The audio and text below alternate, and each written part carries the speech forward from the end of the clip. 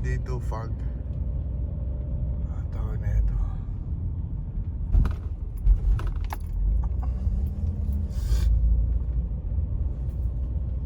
Usok to, usok. May kalapit na sunog dito sa aming tinitirhan na bayan. Naaamoy ko dati nung sa Pilipinas pa ako.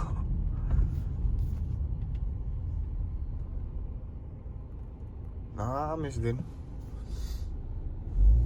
Hindi yan nakakamiss. Yung trabaho mo ba? Baga. Kasi dati ako sa Pilipinas, isa akong bumbero sa Bureau of Fire Protection. Lagi kami responde pa sa Taguig ako na-assign.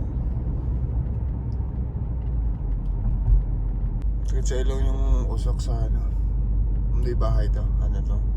Ano susunog na to? Forest no? Forest fire to. Malapit lang dito ata. Hindi ko lang alam kung asan. So sana mag-volunteer dito, kaso nga lang wala nang oras sa trabaho. Wala nang oras para magpahinga. Sinabihan ako nung counselor dito na Pilipino. Sabi niya mag-apply ka ng volunteer. Kasi gusto ko rin sana, pero kaso yung oras ba kumbaga. Wala na po tayong oras.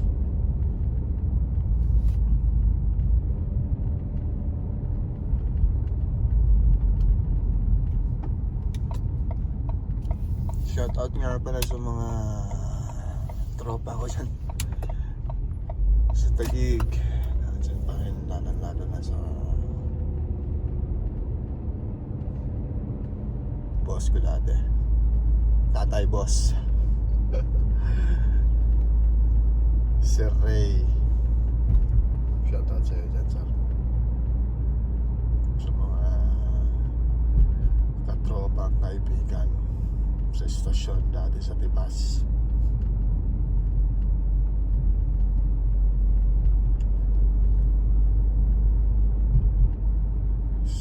Sir Adrian, Sir Pantit, Sir Janjan.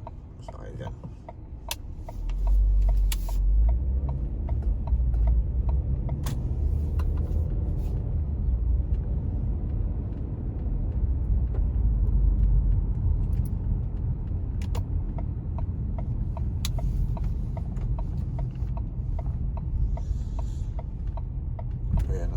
Dito kahapon may nagtatapon ng kutsyon.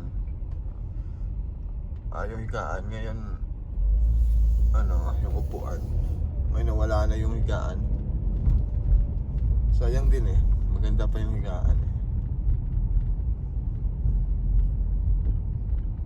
Yung mga furniture ko dyan sa apartment ko,